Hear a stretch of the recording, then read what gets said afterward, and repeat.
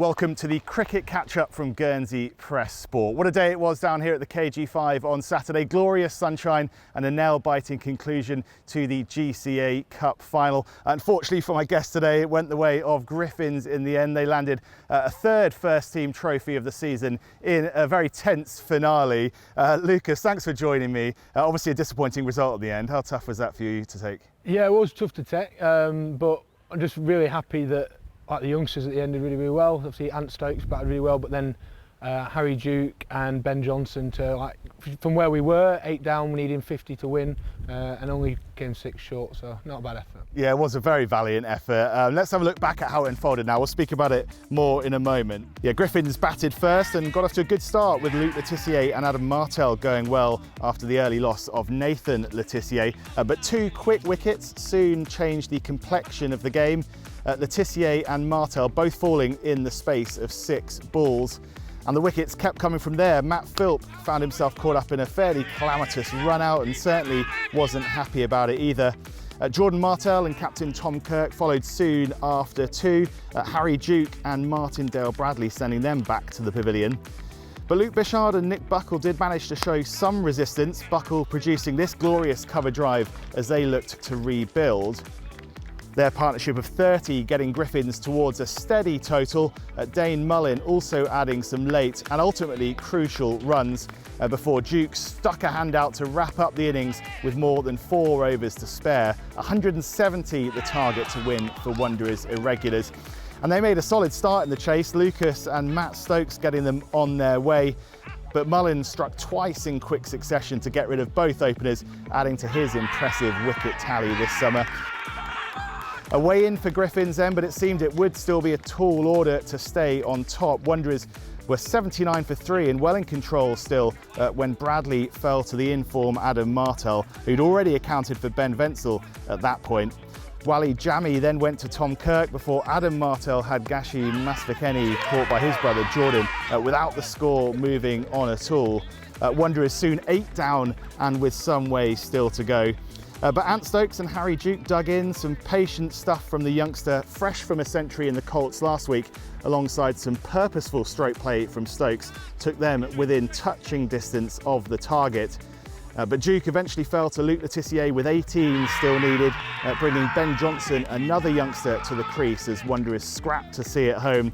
But with just 6 runs in it, Luke Bichard, back into the attack, found a way through Stokes to seal another trophy for his side. Adam Martel named player of the match for his 40 runs and 4 wickets for 28.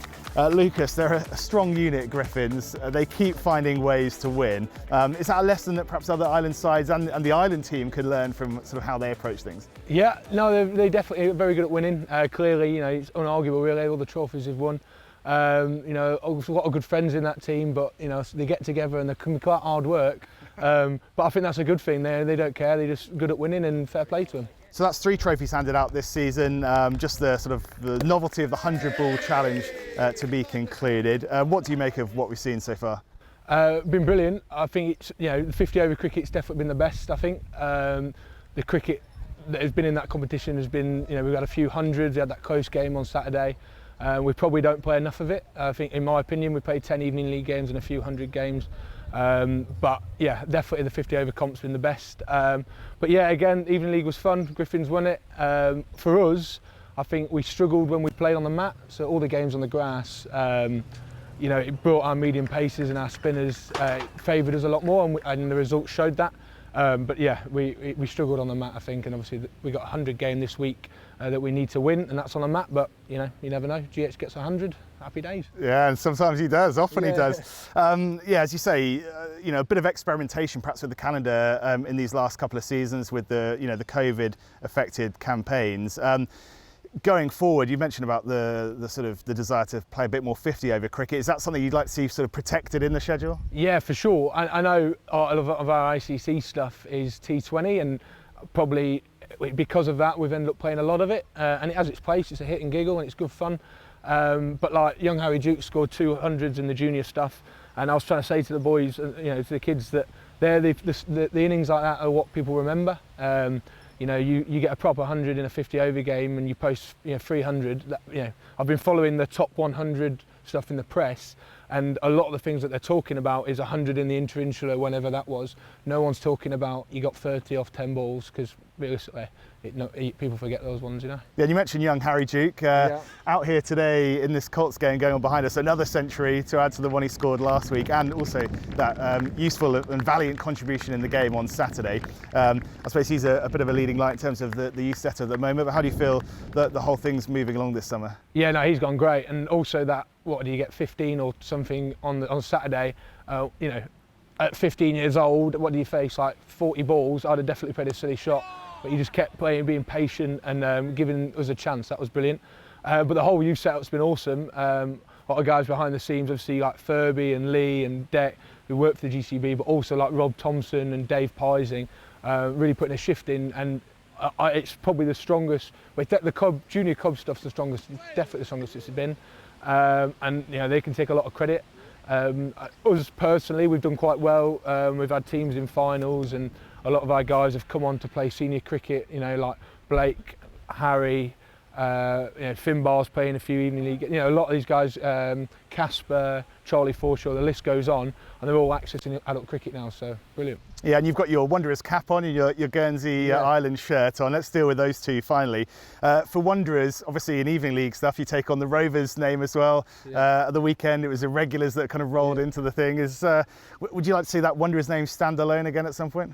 It's tricky, because I'd also like to see Rovers with, you know, they're the only team with a ground. So I'd love to see them with a first division side of their own and a weekend side like they did at full strength. So yes, it'd be great because we want as many teams as possible, but you know, we can only do what we can do.